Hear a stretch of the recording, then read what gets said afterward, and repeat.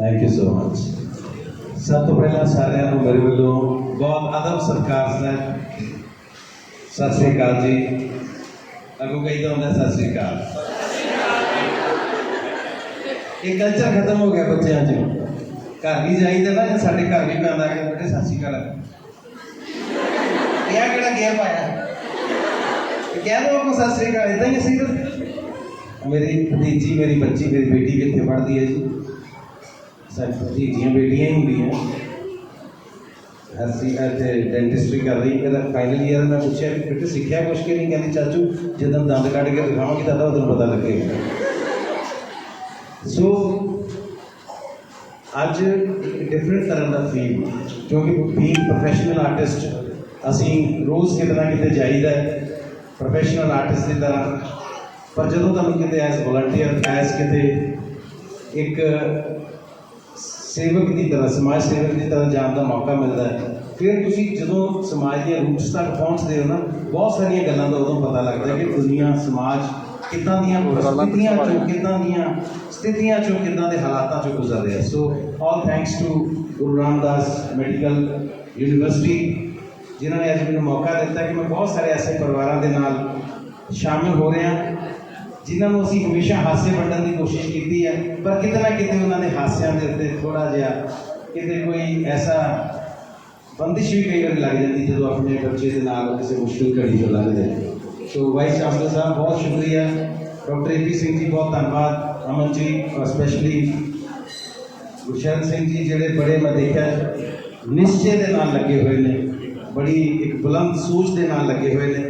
तो सारे का धन्यवाद कि गुरु रामदास जी ने तुम बड़े बड़े मिशन से तोड़िया और प्रिंसिपल साहब साड़ी गुड विशेस ने कि मिशन गुरु रामदास सच्चे पातशाह आप पूरा कराओगे। थोड़े को मेरा थोड़े नाल वादा है एक दिन सक्सैसफुल होकर तुम मुड़ोगे।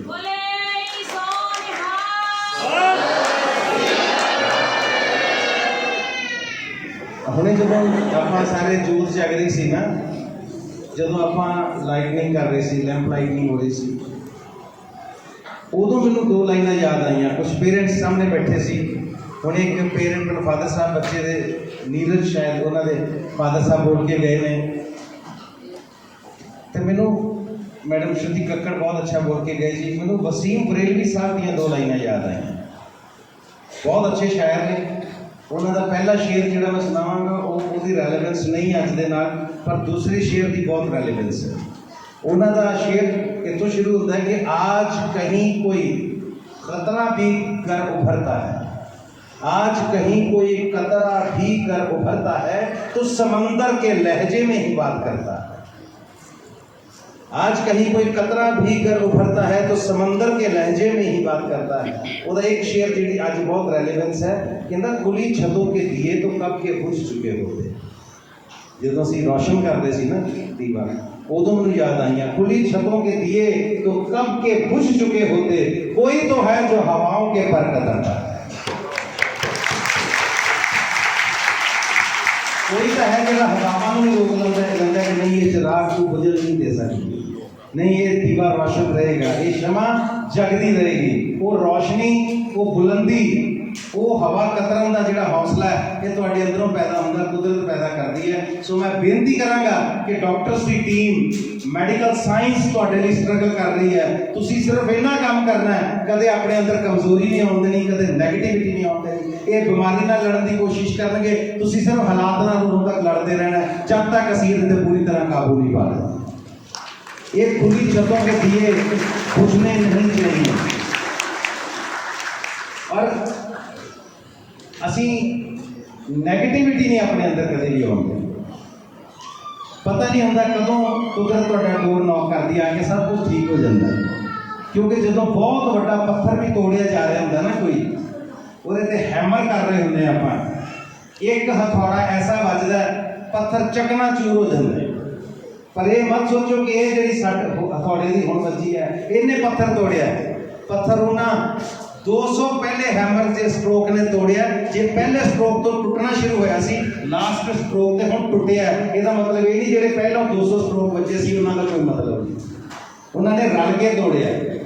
सो पता नहीं होंगे कुदरत ने किहड़ा साडा आखिरी हैमर होएगा जिहड़ा इस पत्थर को भी तोड़ के चकनाचूर कर देगा। किधर मेडिकल साइंस तुहानूं कोई मुबारक देगी कि असीं इहदा इलाज लभ लिया, असीं इहदे ते काबू पा लिया। तुसीं सिर्फ इहनूं लिंगर ऑन करना है, इहदे नाल नाल ट्रैवल करना है और इहनूं बार बार कहते रहना कि तैनूं हरा के छड्डांगे।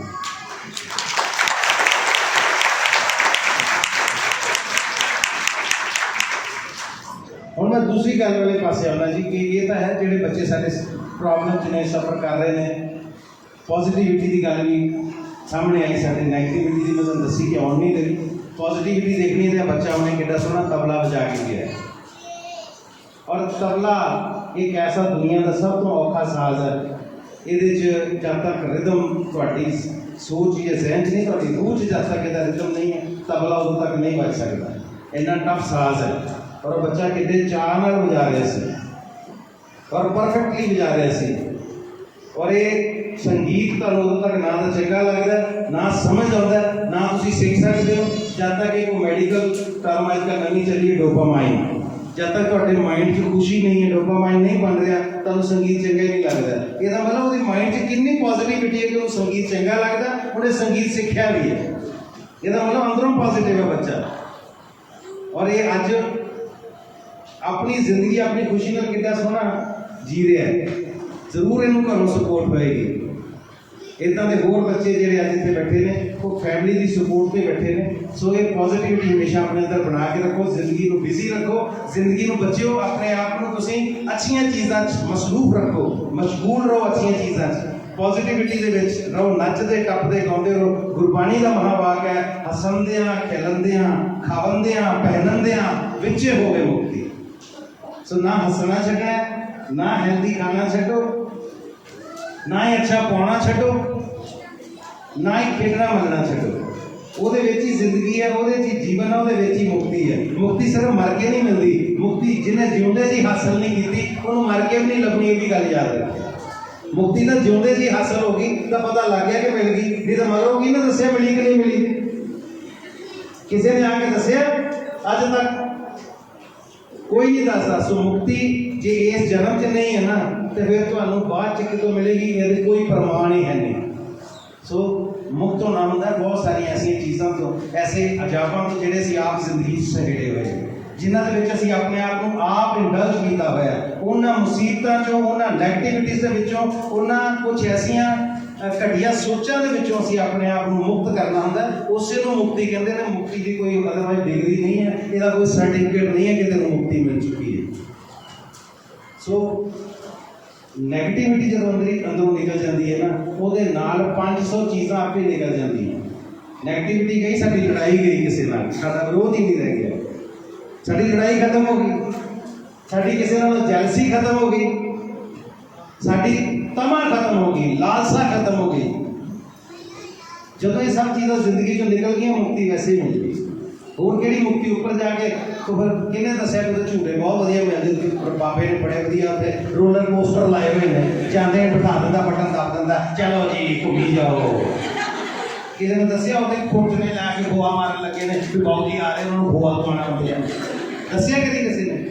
इतने तो 50 चीज़ां मना हो गई, मिठा नहीं खाना, तलिया नहीं खाना, खट्टा नहीं खाना।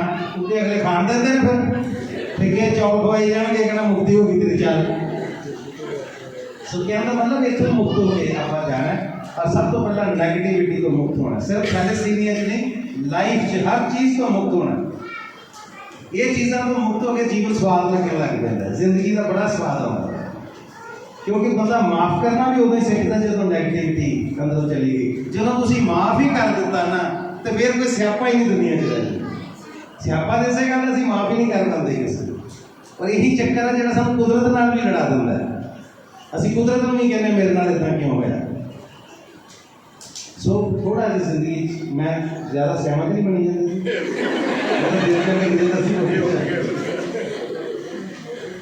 क्योंकि जिहड़ी चीज़ तुहाडे हत्थ वासी नहीं है ना, जिहड़ी चीज़ तुहाडे काबू च नहीं है, तुहाडे कंट्रोल च नहीं है, ਉਹਦਾ ਜ਼ਿੰਦਗੀ 'ਚ ਅੱਜ ਰੋਸਾ ਕਰ ਲਓ, 100 ਵਾਰੀ ਰੋਸਾ ਕਰ ਲਓ, 500 ਵਾਰੀ ਰੋਸਾ ਕਰ ਲਓ, ਉਹਦਾ ਤੁਹਾਨੂੰ ਕੋਈ ਫਾਇਦਾ ਨਹੀਂ ਹੋਣਾ ਜ਼ਿੰਦਗੀ 'ਚ। ਜੇ ਜਿਹੜਾ ਕਊਆ ਹੈ, ਕਾਂ ਹੈ, ਉਹ ਕਾਲੇ ਰੰਗ 'ਚ ਜੰਮ ਪਿਆ ਨਾ, ਉਹਨੂੰ ਫੇਰ ਲਵਲੀ 'ਚ 40 ਦਿਨ ਡੁਬੋ ਕੇ ਰੱਖੋ, ਕਾਲਾ ਹੀ ਨਿਕਲਦਾ। वो कभी नहीं कह सकता मेरा रंग काला क्यों है, वो कलर है, वो रंग है। और इदा ही कुदरत के रंग ने, कुदरत ने जिहड़ी चीज़ को जिहड़ा रंग दिता वो उही रहना। कदे तुसीं हिमालय पर्वत को सारा टब्बर कईयां लैके चले जाओ, 2 फुट छोटा नहीं कर सकते तुसीं, वो जिद्दां हैगा उन्हें उड्डां ही रहना है। तुसीं किसी के किरदार को, किसी की शख्सियत को, किसी की बुलंदी को छोटा नहीं कर सकते, अपनी वड्डी कर लो, उन्होंने कितना छोटा कर सकते। डॉक्टर बरियाम सिंह होना की बड़ी खूबसूरत गल है कि मेरा कद हर बार वधिया है पहला की तरह, मेरा कद हर बार वधिया है पहला की तरह, मैनू कट के अपने जितना छोटा कर लेने की तुहाडी हर कोशिश नाकाम रही।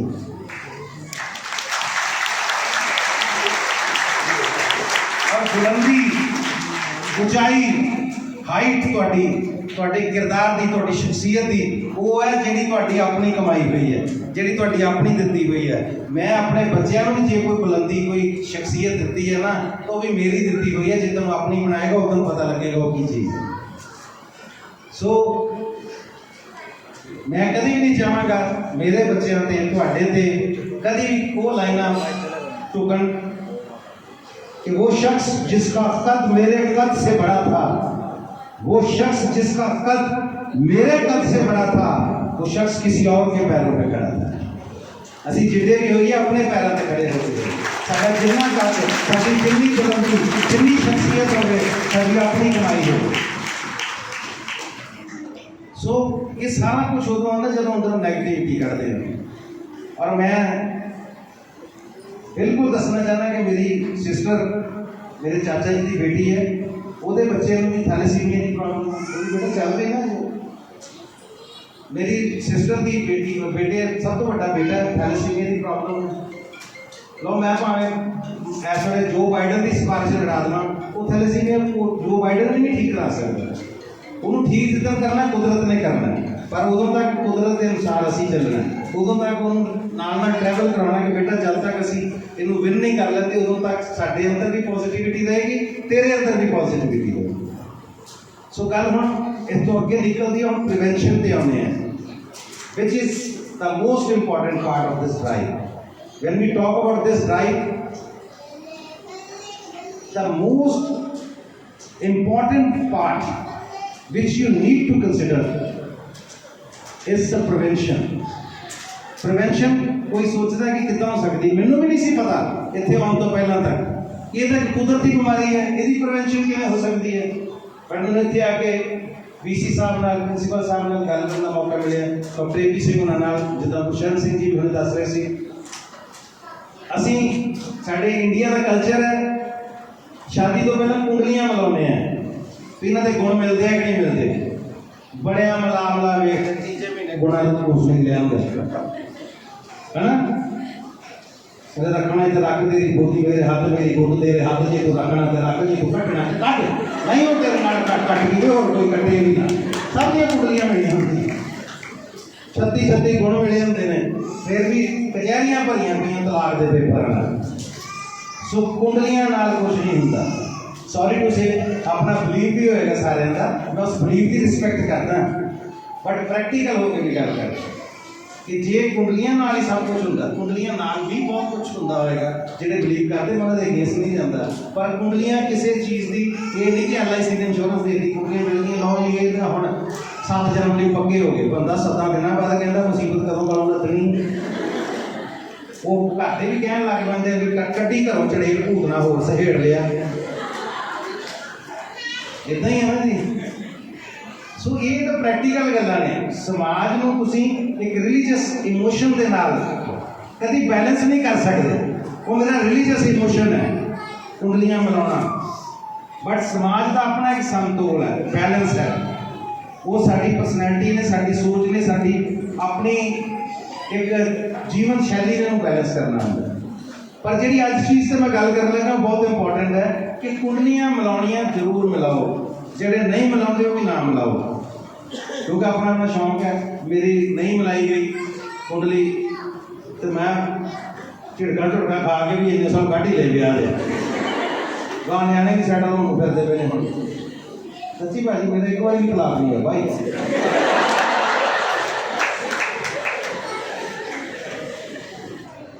ਤੇ ਉਹ ਗੱਲ ਇਹ ਸੀ ਕਿ ਕੁੰਡਲੀ ਦਿਲ के वैसे पंजाबी च गाना होंदा कि दिल मिले आते मिले नहीं, जिसे दिल नहीं मिले तो कुंडलियां बेचारियां किन्नी देर कुंडली पा के बैठियां रहंदियां, आखिर निकल जांदियां कुंडलियां।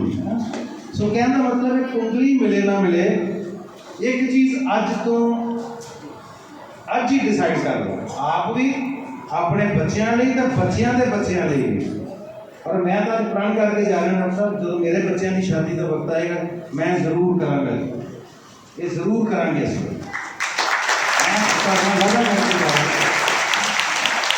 रिश्ता कई बार बहुत चंगा आ जाता है, बच्चा अपना जो विआह कहते बहुत अच्छा रिश्ता बिना देखे हाँ कर दो, कर देंगे होंगे ना जी, रिश्ता बाहर आ गया जी चक दो, जहाज देखो कि जाता है बाहर, फ्लाइट देखो कितनी दी है।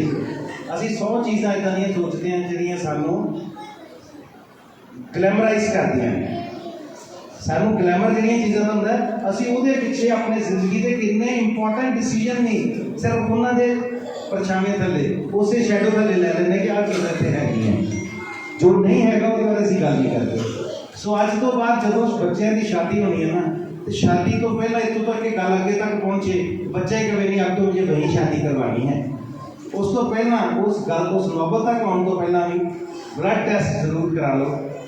थैलेसीमिया के ट्रेट्स जोड़े बच्चों के अगर दोवां होंगे तो मैनूं तो पता लगा कि वो शादी तो सक्सैसफुल हो सकती है, पर उन्होंने पेरेंटिंग बहुत दिक्कत आएगी, क्योंकि बच्चा जो घर जाएगा वो मुसीबत में हो सकता है, फिर वो मुसीबत हमेशा पेरेंट्स लिए एक बहुत बड़ी जिम्मेदारी बन जाती है।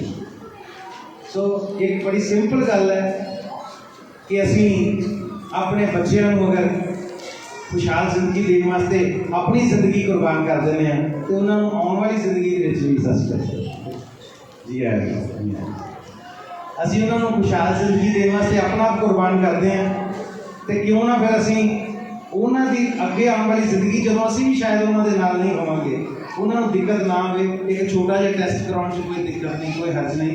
और ये मैनूं लगता बहुत थावां के टेस्ट फ्री भी हो जाते होंगे किसी का, किन्ने NGOs ने जिहड़े ये टेस्ट करवाने को तैयार ने बच्चों वास्ते। और जिदा इतने मैंने पता लगा 66 ऐसे बच्चे ने जिन्हों का है ना जी थैलेसीमिया का जिन्होंने इस वेले जिन्हों का ट्रीटमेंट चल रहा है, तो जब गुरु महाराज की कृपा ने ट्रीटमेंट फ्री चल रहे हैं, सेवा चल रही है, तो टेस्ट किड्डी वड्डी गल वो भी हो जाते हैं। और ये जिंदगी 100 थावां के खर्चे करते हैं, ये छोटा जो इंपॉर्टेंट टेस्ट है ये बच्चों का जरूर कराया जाए शादी तो पहला, ये जिंदगी बहुत सुखाली हो सकती है।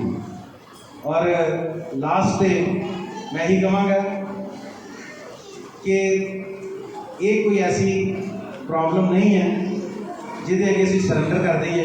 जे सरैंडर करना होंदा तो सब तो पहला आ टीम कर दी जी तुहाडे सामने खड़ी है, फिर असीं जो पेशेंट्स नाल मत्था मारी जाइए तो कोई ट्रीटमेंट ही नहीं। जब जिन्हों ने तुहानूं जीवन दान देना है, जिन्होंने तुहाडी जिंदगी वास्ते हर संभव कोशिश करनी है, वो पॉजिटिव ने, तो तुहानूं कुदरत हक नहीं देती फिर नैगेटिव होने।